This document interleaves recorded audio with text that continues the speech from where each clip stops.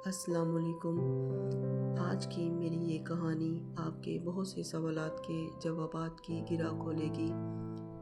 دیکھتی آنکھوں اور سنتے کانوں سے اردو وائس سینٹر کی طرف سے میری پیاری یوٹیوب فیملی کو خوش آمدید۔ یہ واقعہ برصغیر کی تقسیم سے قبل کا ہے، جب میرا بھائی بریلی کالج میں زیر تعلیم تھا۔ گرمیوں کی تعطیلات میں وہ اپنے گھر آنے سے پہلے ہاسٹل سے بازار جاتا تاکہ ہم بہنوں کے لیے کچھ چوڑیاں وغیرہ خرید سکے۔ وہ چوڑیوں کے انتخاب میں اس قدر کھویا ہوا تھا کہ برابر میں کھڑی ایک محترمہ نے دریافت کیا، چوڑیاں کس کے لیے خریدی جا رہی ہیں؟ اس نے کوئی جواب نہ دیا، یہ سوچ کر کہ شاید وہ کسی اور سے مخاطب ہوں گی، لیکن دوبارہ سوال کرنے پر اس نے جواب دیا کہ میں اپنی بہنوں کے لیے چوڑیاں خرید رہا ہوں۔ اس پر انہوں نے اسے بہتر چوڑیاں بتلائیں جو اس نے خرید لیں۔ پھر انہوں نے اسے اپنے ساتھ چلنے کا اشارہ کیا۔ اس کے ہمراہ ایک بڑی بی تھی۔ اس وقت بھائی نے یہ محسوس کیا جیسے کوئی مقناطیسی قوت اس کو اپنی طرف کھینچتی چلی جا رہی ہے۔ چنانچہ وہ ان کے ہمراہ چلتا رہا۔ راستے میں کوئی گفتگو نہ ہوئی، اس نے صرف اس کا نام دریافت کیا۔ انہوں نے اپنا نام زبیدہ بتلایا۔ جس محلے میں وہ پہنچی یاور کا دیکھا ہوا تھا۔ انہوں نے اوپر کی منزل پر جانے سے قبل اس کو 10 منٹ انتظار کرنے کو کہا اور 10 منٹ کے بعد سیاہ برقعے میں نیچے پہنچی تو بڑی بھی ساتھ نہ تھی۔ اس نے اپنی زندگی میں اتنی حسین عورت اور وہ بھی اس قدر خوشنما زیورات میں ملبوس نہیں دیکھی تھی، اور شاید آئندہ زندگی میں بھی نہ دیکھ سکوں۔ اس نے سوچا اور بس اس کو دیکھتا ہی رہا۔ مغرب کا وقت تھا۔ زبیدہ نے یاور سے کہا، بوڑھی گنگا چلیں سیر کرنے کے لیے۔ وہاں سے ایک تانگا کیا۔ دریا پہ جاتے جاتے اندھیرا ہو گیا۔ قریب ہی ایک کشتی میں بوڑھا آدمی لیٹا ہوا تھا۔ یاور نے اس کو 5 روپے دیے اور وہ لوگ کشتی میں سوار ہو گئے۔ نام ان کا زبیدہ خاتون تھا اور شادی نہیں ہوئی تھی۔ باپ کا نام قاسم بتلایا اور یہ کہ والدین کے ہمراہ رہتی تھی۔ ایک بہن 2 بھائی ہیں۔ اس نے بھی نام دریافت کیا۔ ان کو بتلایا کہ نام یاور ہے، کالج میں زیر تعلیم ہے، والد ریلوے اسٹیشن میں ماسٹر ہیں، ہم 7 بھائی اور 5 بہنیں ہیں، اور یہ کہ ابھی شادی نہیں ہوئی ہے۔ بہرحال وہ لوگ دریا کی سیر سے کافی محسوس ہو رہے تھے۔ آہستہ آہستہ کشتی چل رہی تھی۔ ہر طرف خاموشی اور سناٹا تھا۔ اس کے بعد میرے بھائی نے زبیدہ سے بار بار پوچھنا چاہا کہ وہ کیسے گھر سے آ گئی اور ان کو آنے کے لیے کس نے اجازت دی۔ انہوں نے یہ کیا بہانہ کیا، مگر ہر بار یہ سوالات اس کے لب پہ آ کر رہ جاتے۔ نہ جانے کیوں وہ یہ سب کچھ اس سے پوچھنے کی جرات نہ کر سکا۔ شاید اس کے روبِ حسن کی وجہ سے، یا پھر اس وقت اس کے قرب سے اس قدر مسرت ملی کہ وہ اس کو روکھی سوکھی باتوں سے کرکرا نہ کرنا چاہتا تھا۔ یہ سیر بھی عجیب تھی۔ عجیب کیف سرور حاصل ہو رہا تھا جو میں بیان نہیں کر سکتا۔ انہوں نے چند اشعار بھی ایک دوسرے کو سنائے تھے۔ ایک عجیب بات یہ ہوئی کہ جب کشتی بوڑھی گنگا کے مین وسط میں پہنچی تو ذرا دیر کو یاور کی آنکھ چندھیا گئی۔ اسے ایسا محسوس ہوا جیسے زبیدہ کے ماتھے سے کوئی چمکتی شے ٹوٹ کر پانی میں گر پڑی ہے۔ پھر چپاپ کی آواز آئی کہ جیسے کوئی کشتی سے دریا میں کود جائے۔ وہ پریشان ہو گیا، لیکن دوسرے ہی سمے سکون ہو گیا کیونکہ زبیدہ سکون سے بیٹھی تھی۔ یہ تقریباً رات 4 بجے کا ٹائم تھا۔ آئندہ ملاقات کا وعدہ کیا گیا۔ پروگرام بنا کہ اگلے روز مغرب کو یاور ان کے مکان پر پہنچے اور پھر ندی کی سیر کی جائے۔ اس کے بعد وہ دونوں واپس شہر چل دیے۔ ان کو ان کے گھر چھوڑ کر وہ ہاسٹل چلا گیا۔ واپسی پر دوران سفر اس نے زبیدہ سے دریافت کیا تھا کہ انہوں نے اس کے اندر ایسی کیا خاص بات دیکھی کہ اتنے بڑے شہر میں نظر انتہا اسی ہی پر پڑی۔ وہ مسکرا دی۔ یاور اگلے روز وقت مقررہ پر پہنچا۔ کافی دیر نیچے سے آواز دیتا رہا۔ اس کے بعد اوپر گیا، دروازے پر دستک دی تو ایک سن رسیدہ بزرگ ہاتھ میں تسبیح لیے تشریف لائے۔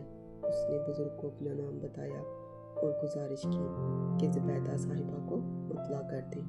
بزرگ نے حیرت کا اظہار کیا اور فرمایا کہ ان کے ہاں اس نام کی کوئی لڑکی نہیں رہتی، اور یہ کہ وہ خود ان کی بیوی اس گھر میں رہتے ہیں۔ اس نے ان بزرگ صاحب سے بیان کیا کہ کل اسی وقت میں آیا تھا اور وہ یہاں سے تیار ہو کر اس کے ہمراہ گئی تھی، جبکہ صبح واپسی ہوئی تھی، اور یہ کہ وہ انہی کی درخواست پر حاضر ہوا ہے۔ بزرگ آپ دیدہ ہو گئے اور قسم کھا کر فرمانے لگے کہ بیٹا، تم کو کچھ غلط فہمی ہو گئی ہے، کوئی اور مکان ہوگا، یہاں ہم میاں بیوی کے علاوہ کوئی تیسرا شخص نہیں رہتا، اور یہ کہ ہم دونوں اس وقت قرآن پاک کی تلاوت کر رہے ہیں۔ سخت حیرت اور افسوس کے ساتھ یاور وہاں سے ہاسٹل پہنچا، مگر رات بھر بالکل سو نہ سکا۔ اگلے روز والد صاحب کو خط بھیج دیا کہ میں کالج کی کرکٹ ٹیم کے ساتھ لکھنؤ جا رہا ہوں، 8-10 یوم کے بعد گھر پہنچوں گا۔ اس کے بعد اس کا روزانہ کا معمول ہو گیا کہ ہر روز اس مکان کے نیچے زبیدہ کا انتظار کرنے کھڑا رہتا۔ کئی دن دیکھا وہ وہاں بالکل ہی نظر نہ آئی، تب اسے خیال آیا کہ کہیں وہ تو نہیں، لہٰذا ہر روز کوٹ ہو کر جا کر اس کو تلاش کرتا رہا، لیکن ناکامی ہوئی۔ 15 یوم کے بعد یکایک والد صاحب تشریف لے آئے۔ یاور کی داڑھی بڑھی ہوئی تھی، عجیب وحشت ناک سے صورت ہو گئی تھی۔ دریافت کیا کہ کیا پریشانی ہے جو یہ حالت بنا رکھی ہے۔ بہرحال والد صاحب زبردستی اس کو اپنے ساتھ لے گئے۔ جب سے زبیدہ ملی تھی وہ یہ بات سمجھنے سے قاصر تھا کہ اس کا سکون کیوں کھو گیا تھا۔ یہ نہیں تھا کہ ایک رات کی ملاقات سے اس سے محبت ہو گئی، لیکن ایک تجسس تھا جو اس کو چین نہ لینے دیتا تھا۔ آخر میں وہ کون تھی، کہاں گئی، کیوں جھوٹ بولا، کیوں دھوکہ دیا؟ جس مکان سے وہ اتری تھی وہاں کی بالکنی سے یاور کو جھانک کر اس نے دیکھا تھا۔ پھر وہ بزرگ کیسے کہتے تھے کہ یہاں تو کوئی زبیدہ نہیں ہے؟ ان سوالات کو وہ جو اپنے دل میں دباتا ذہنی خلفشار بڑھتا جاتا تھا، یہاں تک کہ وہ اس حال کو پہنچا کہ اس کو زبیدہ کی تلاش کا سودا ہو گیا۔ اس کے سر کے بال اور داڑھی بڑھ گئی اور اس کی حالت دیوانوں کی سی ہو گئی۔ جب موقع ملتا وہ گھر سے باہر نکلتا، کبھی اس محلے میں جہاں زبیدہ ملی تھی اور کبھی بوڑھی گنگا کے کنارے مارا مارا پھرتا۔ والد صاحب نے سمجھایا بجھایا، ہر طرف سے مایوس ہو کر اس نے تعویذ دھاگوں کا بھی سہارا لیا، لیکن کچھ اثر نہ ہوا۔ جب والد صاحب یا کوئی اس کو سمجھاتا تو وہ ان سے یہی پوچھتا کہ وہ آخر کہاں گئی، مجھ کو اس سوالات کا جواب چاہیے۔ والد صاحب اس کی حالت سے مایوس ہو گئے تھے، جس سے اس کا ذکر کرتے افسوس سے کہتے، نہ جانے میرے جوان بیٹے کو کیا ہوا ہے، اس کے سر میں تو سودا سما گیا ہے۔ ایک بار ایک بزرگ ابا جان سے ملنے آئے۔ ابا جان نے حسب معمول ان سے اپنے بیٹے کا ذکر کیا۔ انہوں نے یاور کو بلایا اور تمام رام کہانی دلچسپی اور غور سے سنی۔ پھر اس کو اپنے گھر آنے کو کہا۔ وہ دوسرے ہی دن ان کے گھر وقت مقررہ پر پہنچا۔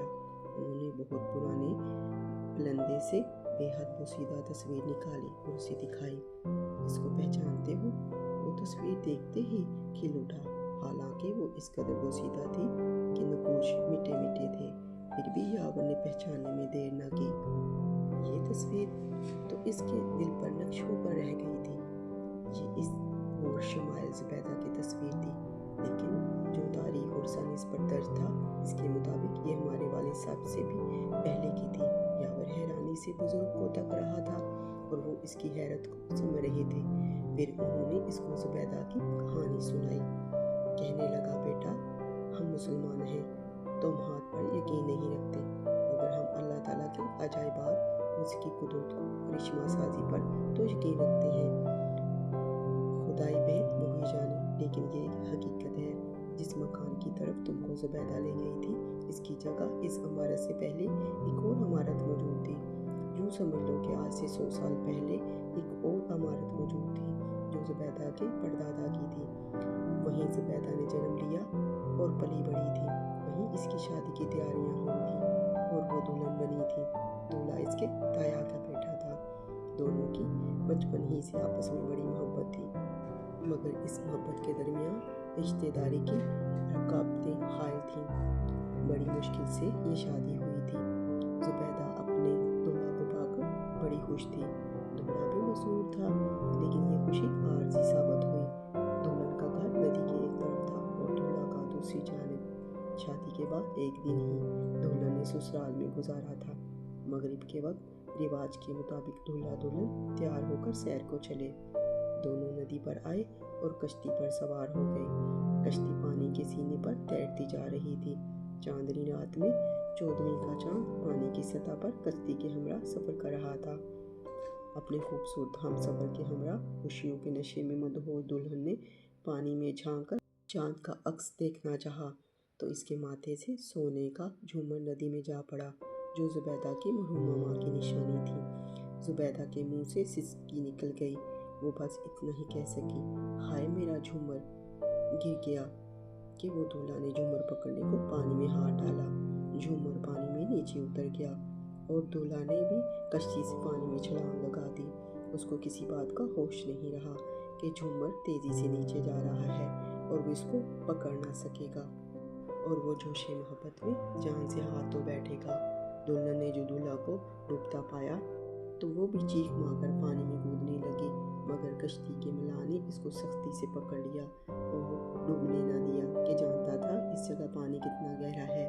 زبیدہ صدمے سے نڈھال نہ جانے کس حال میں گھر پہنچی۔ وہ یہ صدمہ برداشت نہ کر سکی اور اس نے اپنے سہاگ کے دوپٹے سے پھندا لگا کر جان دے دی۔ بزرگ نے جاور کی طرف دیکھا، اس کا چہرہ پسینے سے تر تھا۔